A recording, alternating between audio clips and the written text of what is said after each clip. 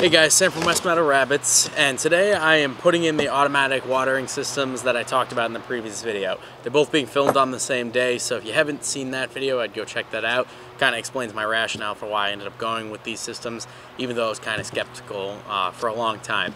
So the first step to getting one of these things in is actually setting up the reservoir tank. And as I talked about in that video, it's way cheaper to just buy one of these from Home Depot or Lowe's or your hardware store. So we have our adapter here, which is what is going to control the flow in and out. It's got two rubber washers and or maybe this is just one. Yeah, one rubber washer, which is what I didn't really like about this system. I'd already set one up, but I have a way to get around that, and it's also got its plastic nut. Now, each one of these comes with its own instruction system, and basically it's very simple. You're just going to drill a hole in the tank, and the weird thing about this hole is it's 11/16 diameter, which is what you're drilling. Kind of an odd size. I had to go get a drill bit for that, but I'm not going to lose any sleep over it. So the way it's going to work is we're going to drill a hole. This is going to go in. The gasket's going to be on the outside. Then we're going to twist it tight. I've got some pliers over there.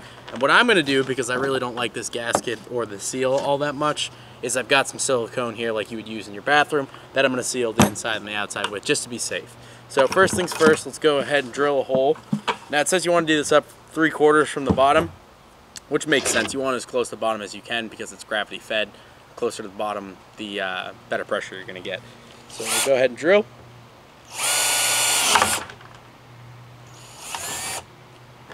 Alright, now it's super easy. I gotta clean up this hole real quick. I'll cut out for that and come back, but you gotta make sure it's nice and clean so everything sits flush.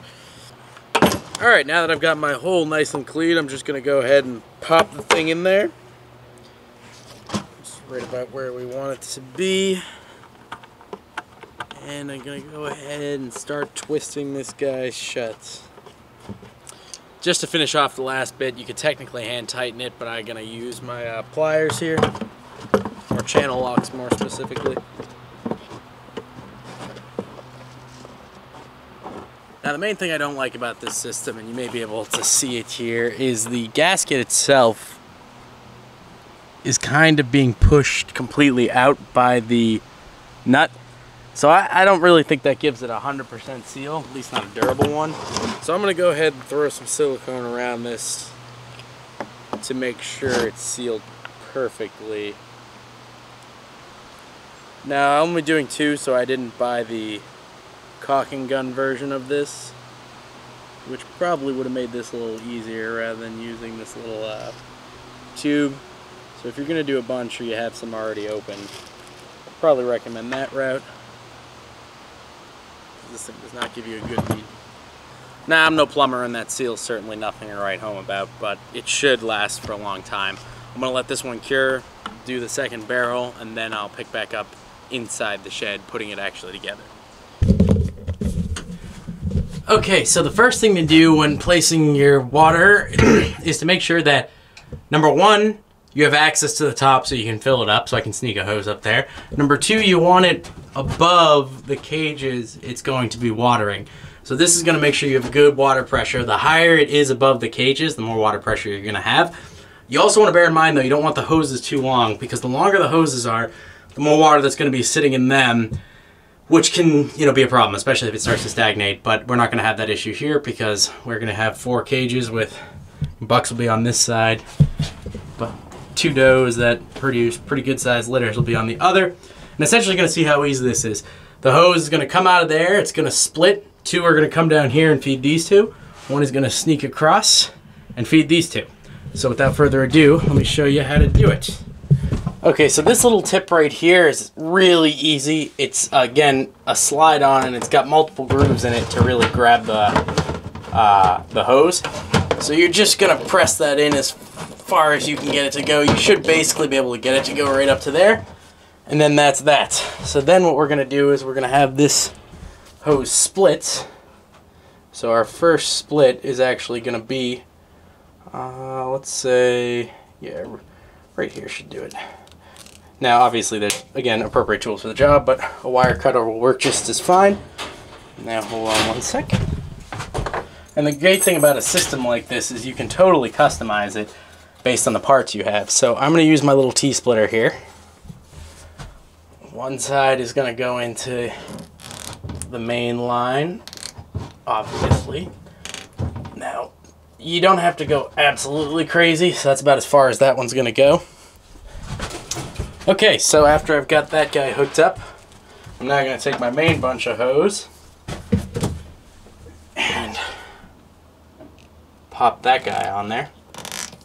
I find it's easier to get it further down if you give it a twist while you're pushing. That'll usually get you pretty much where you need to go. Alright, and so this guy is going to come along the top here and go feed the other side. So I'm going to make a hook, I'm going to put a hook loop, excuse me, a screw hook right here, and then we'll deal with this guy next. Okay, so what I've essentially done here is I've got my T right here, which is going to feed this side. We'll get to that in a sec. It runs across through a screw hook right there using one of our hose clamps that hooks onto the wire there. It goes across to the top of the cage to right here. Now I'm going to add a T-split again and kind of get this down to feed into the cage. Alright, so now that I've got that in there, I'm going to go ahead and drop a hose line off of this T-split right here, which I've already shown you how to do, so we get this on here no problem. And now here's where one of our fun little brass buddies comes into play. So you want to make sure you've got it right about where you're going to be hanging it, plus some slack just in case. So I'm thinking right here is a good height for the rabbits, so that way the babies can get access as well as the mothers. You know, right about where you would hang your water bottles usually. Then you take your brass nozzle. This end goes through here, and this is going to clip onto the cage. So I can see that I put that right there. So then it's a simple pinching maneuver, which incidentally is how you do the other one as well. You get that to where you want to be. I'll fix that in a sec. Then you get this guy on here just like you would with the T-split. You get the hose in as much as you can. Perfect. Now I'm just going to make sure everything's straightened out and where it needs to be. So that nozzle is feeding. Alright, and now the final step I'm going to show you here before I cut out, because this is going to take a while, is just doing your standard hose clip right here. So the hose sits in here. You don't want to pinch it till you've got the hose already in, otherwise it'll be a little too tight. And you want a decent amount of tension, but not too much, because these things really can't handle too much pull. And perfect. There you go. And now I'm going to run this through the rest of this place, and I'll show you what it's like when I'm finished. Okay guys, so I am finished. I've got the water feeding out of there, comes down to here, over to this one. Fun fact, you're actually supposed to put the nozzle in the clip. So you're supposed to put the nozzle on this side inside the clip so it holds it oriented, rather than doing it like that, which I've been doing this whole time. You know, where it's kind of on the outside like that. So I'll go through and fix those at some point. But basically that's the gist of it. Feeds across there. And now you got yourselves an automatic watering system. I'm by no means a professional, and I don't think there's a right way to do this, but this is going to work here. I hope this video was helpful. If you guys are going to consider giving this thing a go, I'll link to the system I use, but I'm sure there's probably other ones out there. Otherwise, I'm going to leave it here today. If you have any questions, feel free to leave a comment. Otherwise, be sure to like, share, and subscribe, and I'll see you in the next one. Thanks.